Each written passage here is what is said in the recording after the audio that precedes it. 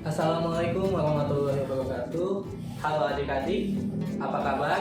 Semoga selalu sehat dan tetap semangat belajar di rumah ya. Perkenalkan, nama kakak Aldi Anugrah. Kali ini adik-adik belajar bersama kakak ya terkait bentuk aljabar.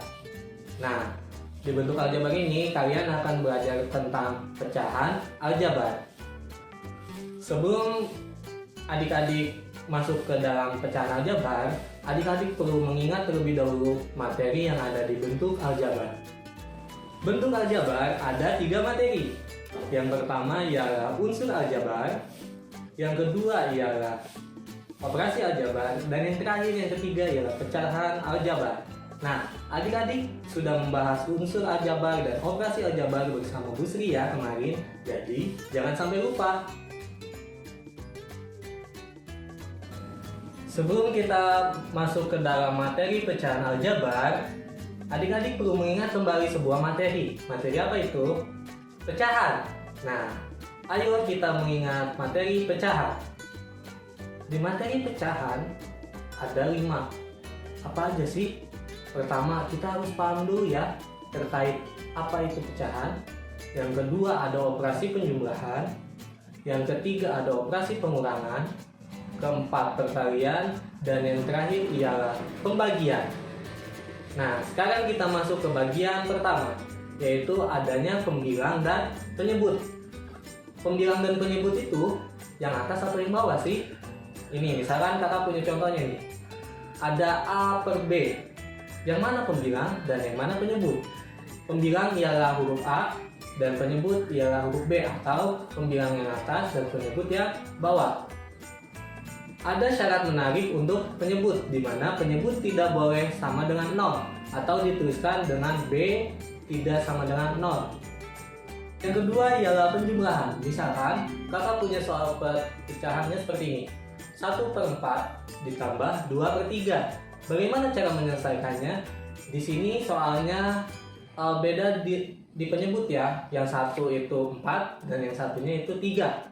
Nah, bagaimana cara menyelesaikannya? Bisa kita menggunakan metode kupu-kupu.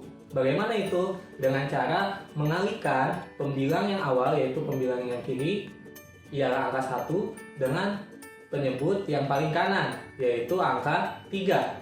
Nah, 1 dikalikan 3 ditambahkan dengan hasil kali dari pembilang yang kanan, yaitu angka 2 dikalikan dengan penyebut yang kiri 4. Ditambah dengan 2 kali 4, 8. 3 ditambah 8, 11. Nah, untuk penyebutnya tinggal kalikan saja. 3 dikalikan 4, hasilnya ialah 12. Jadi hasilnya 11/12. Nah, begitu juga dengan pengurangan. Nah, di pengurangan ini kita bisa menggunakannya dengan cara metode kupu-kupu, seperti pada metode di penjumlahan. Bedanya ya tadi hanya di bagian pembilangnya saja. Kalau penjumlahan tinggal ditambah, kalau misalkan pengurangan tinggal dikurang. Misalnya kakak punya soalnya yaitu 2/3 dikurangi 1/4.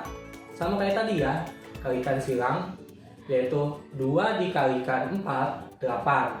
Dikurangi 1 dikali 3, 3. 8 dikurangi 3 hasilnya 5. Nah, untuk penyebutnya tinggal kalikan saja. 3 dikali 4, 12. Hasilnya ialah 5/12. Nah, itu untuk pengurangan dan penjumlahan. Bisa menggunakan metode kupu-kupu jika penyebutnya itu berbeda. Tetapi jika penyebutnya sama, itu tinggal jumlahkan atau kurangkan saja pembilangnya ya. Selanjutnya ialah ke bagian perkalian. Untuk perkalian, adik-adik bisa mengerjakannya dengan cukup mengalihkan pembilang dengan pembilang, penyebut dengan penyebut. Misalkan kakak punya soalnya seperti ini, 2/3 dikalikan 1/4. Pembilangnya 2 dan 1, penyebutnya 3 dan 4. Karena sudah tahu yang mana pembilang dan mana penyebut, maka hasil dari perkalian pecahan tersebut ialah 2/12. Bisa disederhanakan dong, 2 bisa dibagi berapa dan 12 bisa dibagi berapa yang angkanya bisa membagi keduanya, yaitu dibagi 2. 2 dibagi 2, 1. 12 dibagi 2, 6. Jadi hasilnya ialah 1/6. Kemudian kita lanjut ke bagian yang terakhir, ialah pembagian. Misalkan kakak punya soalnya yaitu 3/5 dibagi dengan 3/2. Nah, untuk pembagian, kalau perkalian kan langsung kalikan pembilang dengan pembilang, penyebut dengan penyebut. Nah, untuk pembagian itu dibalik ya, atau dikalikan silang, yaitu kalikan pembilang dengan penyebut kiri ke kanan dan kanan ke kiri. Nah, itu kita bisa balik 3/2 jadi 2/3 kalau misalkan ingin langsung jadi perkalian. Sehingga hasil akhirnya ialah 3/5 dikali 2/3. Hasilnya 2/5. Ya, itu ya untuk pecahan. Pada dasarnya, secara konsep, pecahan biasa dengan pecahan aljabar itu sama. Yang membedakan hanyalah di aljabar adanya variabel, mau itu huruf A, B, C, D, bahkan sampai Z gitu ya. Dan operasinya pun di pecahan aljabar sama. Ada penjumlahan, ada pengurangan, perkalian, dan pembagian. Nah, untuk perkalian, misalkan kakak punya A/B dikalikan dengan C/D, itu bisa langsung AC/BD. Jangan lupa, karena ada syarat penyebut itu tidak boleh sama dengan 0, maka B dan D tidak boleh sama dengan 0. Begitupun dengan penjumlahan dan pengurangan. Yang tadi pakai metode kupu-kupu ya, itu dikalikan silang, yaitu misal A/B ditambah C/D, jadi AD plus CD per BD. BD-nya tidak boleh sama dengan 0. Nah, itu untuk materi pecahan aljabar. Setelah kita memahami materinya, sekarang kita masuk ke contoh soal. Yang pertama ada di sini ya. Misalkan kakak punya penjumlahannya yaitu 1/4x ditambah 3/4x. Karena penyebutnya sama, dan jangan lupa selalu tuliskan syarat dari penyebut. X tidak boleh sama dengan 0. Cukup jumlahkan pembilangnya saja. 1 ditambah 3, 4.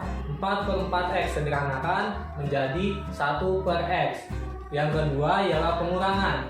Nah, di pengurangan ini misalkan kakak punya nih, di sini nih ya, di sini nih.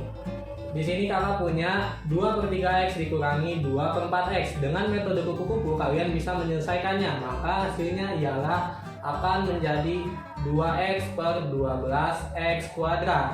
Karena sama-sama memiliki x dan bisa dibagi 2, maka bagi penyebutan pembilangnya dengan 2x. Hasil akhirnya ialah 1/6x. X tidak boleh sama dengan 0, jangan lupa itu ya. Nah, yang selanjutnya ialah adanya perkalian di bagian sini nih. Nah, perkalian ini misal kakak punya 8a kuadrat B per 12b kuadrat dikalikan dengan 2cd per 4ac.